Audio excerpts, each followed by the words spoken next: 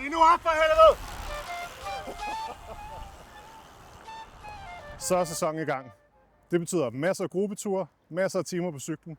Men hvis det skal være rigtig sjovt, så skal det også være sikkert. Det stiller store krav til os alle sammen. Så om du er ny eller erfaren, så se med her og få styr på at køre sikkert sammen. Nogle ting er færdselsregler. Andre ting er klubbens praksis. Og det er det, vi skal tale om i den her video. Men vigtigst af alt er, at man overholder altid færdselsreglerne. Før turen er det vigtigt at sikre dig din cykel. Mange uheld sker, hvis cyklen ikke er i orden. Så start med at tjekke, om dit dæktryk er rigtigt. Sikre dig, at dine bremser virker. Efterspænd ting, sadel. Sikre dig, at din gear virker. Tjek, at kæden også er i orden. Og gennemgå din cykel for andre ting. Så kommer vi til rytteren. Det er vigtigt at sikre dig, at du har hjelm på, at du har kliksko på, at du måske har briller på. Det beskytter øjnene. Det kan også være en god idé at have handsker på, giver godt greb og beskytter dine hænder. Så har vi klubtøj på til klubtræning. Det er rigtig vigtigt, fordi at det gør, at folk kan genkende, at vi hænger sammen som gruppe, og de er bedre til at respektere os ude på vejene af den årsag. Så kan det også være rigtig godt, at du har dine egne stumper med i lommen. Det vil sige, det kan være en slange, det kan være dækjern, det kan være pumpe, det kan være en CO2-patron, det kan være, at du skal have energi med. Det er sådan, at koncentrationsevnen den falder, hvis blodsukkeret falder. Så det er super vigtigt at sørge for, at man har energi og væske nok til hele turen. Hvis det skulle være, at der sker et uheld, så er det også rigtig vigtigt, at du har din telefon med, måske din rejsekort-app, eller et sygesikringskort, hvis uheldet virkelig skulle være ude.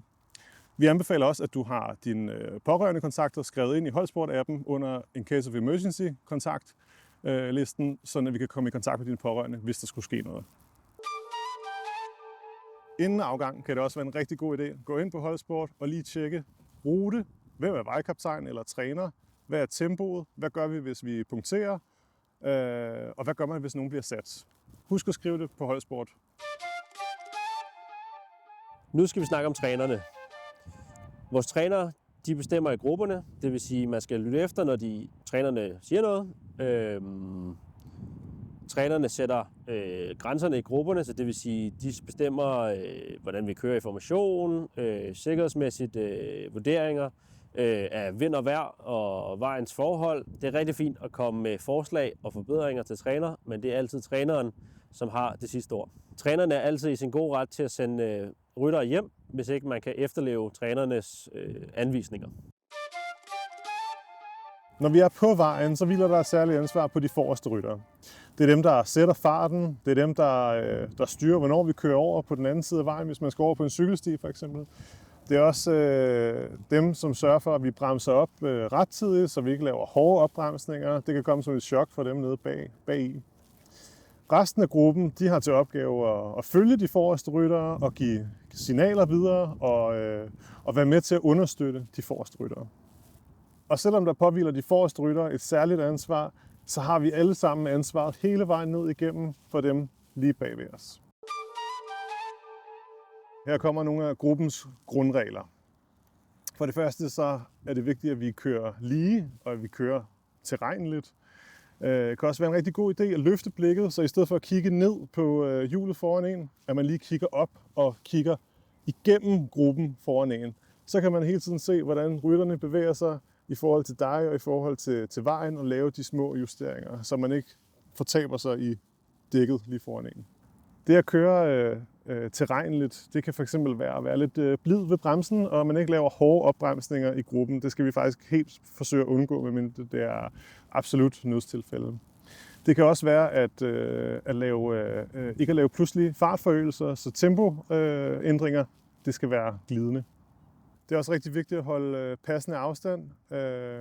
Vi skal på den ene side sidde tæt som gruppe, fordi så fylder vi mindre på vejen, men der skal også være tid nok til, at du kan reagere, hvis der sker ændringer i rytterne op foran dig. Hvis der sker ændringer, så er det vigtigt at lave små, bløde justeringer. Hvordan ligger man på hjul?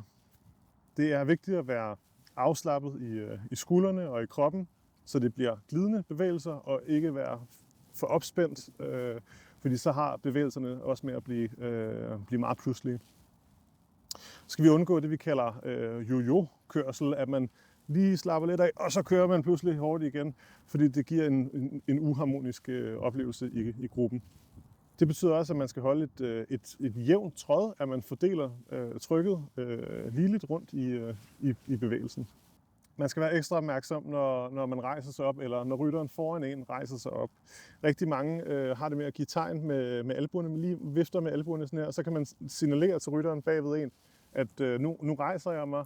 Og det er vigtigt at vide, fordi at man har det med lige at tabe et lille stykke i ens længde, og det gør, at den bagved en lige vil skulle justere deres forhjul en lille smule. En anden måde, man kan afhjælpe det på, er lige at træde lidt ekstra til, inden man rejser sig op, så man selv tager den der afstand til den bagudliggende. Når vi kører i gruppe, kører vi som udgangspunkt 2 og 2. Og det kan være en sikker og god ting at køre 2 og 2, men vi gør det kun, når forholdene tillader det. Det kræver for det første, at vi er rimelig afslappet med at sidde 2 og 2 og sidde tæt på vores sidemarker, og at vi er opmærksomme på vores sidemarker, og vi ikke sidder langt fra hinanden. Vi sidder ret tæt på hinanden, så vi ikke fylder så meget på vejen. Men det afhænger selvfølgelig også meget af, om omgivelserne tillader det. Det er vejens forløb, det er også andre trafikanter. Det er dog vigtigt at sige, det er ikke et mål i sig selv, at vi kører 2 og 2, og nogle gange kan det være mere sikkert at køre 1 og 1. Det kan fx være, hvis vi skal gennem en mindre by, eller hvis der er trafik, der skal passere, eller bare hvis træneren siger det. Når vi kører i gruppe, og det bliver din tur til at tage en føring, så handler det om at holde farten jævn. Det er ikke nu, du skal vise dig frem. Det handler om at holde gruppen samlet og gøre det på sikker og forsvarlig vis. Så tag eventuelt en kortere føring og så fald ned bagi. Man kan lige markere med den ene albue. Nu kører jeg ud til venstre, og så glider man ned langs gruppen og ind bagi. Nu er vi kommet til det allervigtigste, og det vi alle sammen har glædet os til. Signaler og håndtegn. Det første signal, det er at pege ting ud, som er på vejen. Og det er vigtigt at give det videre ned igennem gruppen, så hele gruppen kan se det. Andet signal er for løst underlag, og det kan man gøre sådan her, som minder lidt om at vinke mod asfalten. Det næste signal er for, når vi skal dreje, og det gør man ved at stikke en hånd ud i den retning, man skal. Et vigtigt signal er at indikere for, hvis man har brug for at trække ind bagved. Det kan være, hvis der holder en bil, som man skal udenom. Hvis gruppen får brug for at sætte farten ned eller stoppe, så kan man gøre sådan her, eller indikere sådan her. Her er nogle af de mundtlige kommandoer, du kan bruge sammen med håndtegnene. Det kan fx være se op eller se ned for at gøre opmærksom på ting på vejen.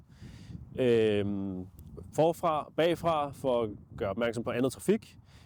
Holder for at indikere, at vi stopper. Her er nogle af de vigtigste mundtlige kommandoer, som vi kan benytte sammen med vores håndtegn. Der er se op og se ned, som indikerer, at der er noget på vejen, man skal forholde sig til. Så er der forfra og bagfra, som er en indikation på trafik. Så har vi holder, som kan bruges sammen med stop. Så er der fri, som vi ved vejkryds kan indikere, at der er frit for, at vi kan trille videre, så hele gruppen ikke behøver at bremse. Men det er stadig vigtigt, at hver rytter kigger sig for og orienterer sig. Nu skal vi tale om biler og andre trafikanter. Det er nemlig sådan, at cykling det foregår ude i trafikken, og der er masser af mennesker at tage hensyn til. Det kan fx være bilister, der skal overhale. Det er rigtig godt at give plads til dem, så det er lettere for dem at overhale. Det vil sige, at vi trækker ind til siden og gør opmærksom på, at nu kommer der en bil for eksempel. Det gælder også, at vi aldrig dirigerer trafikken. Det er nemlig sådan, at hvis vi gør det, så påhviler der os et ansvar rent juridisk. Så lad være med det. Det kan også være, at I oplever en aggressiv overhaling eller en ubehagelig situation med en bilist. Der vil vi bare sige, kill them with kindness. Forsøg at undgå gestikulationer eller eskalere situationen. Og hvis der sker noget ubehageligt eller ulovligt derude, så kan man altid politianmelde det. Man kan også vælge at køre med et kamera på sin cykel, så man har dokumentation, hvis der skulle opstå en forsikringssag for eksempel. Nu skal vi snakke om, hvis man har en defekt. Den rytter, der får en defekt, råb højt og sige defekt, og eventuelt tage en hånd i vejret, så andre kan se, at det er dig, der har en defekt. Træk ind til siden stille og roligt, hvor det er muligt at komme væk fra vejen, eller ikke at stå til gene fra andre trafikanter. En eller et par stykker kan hjælpe dig med at håndtere din defekt, men resten af gruppen skal fortsætte og finde et bedre sted at holde ind. Man kan eventuelt køre lidt frem og tilbage for ikke at blive kolde som gruppe. Hvis I skulle være kommet ud for et styrt eller en ulykke, så stands ulykken, sikre stedet og flyt kun på den til skadekommen, hvis det er strengt nødvendigt. Hvis I skulle have brug for at ringe til 112, så lad en person ringe. En person kan dirigere trafik udenom ulykken. En anden kan undersøge, hvad adressen eller lokationen er.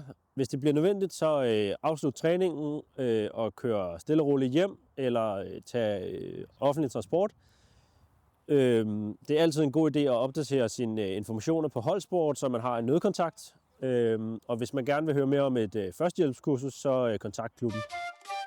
Her til sidst vil vi gerne lige sætte et par ord på den opførsel, der er med til at sikre, at vi er sikre sammen i klubfællesskabet.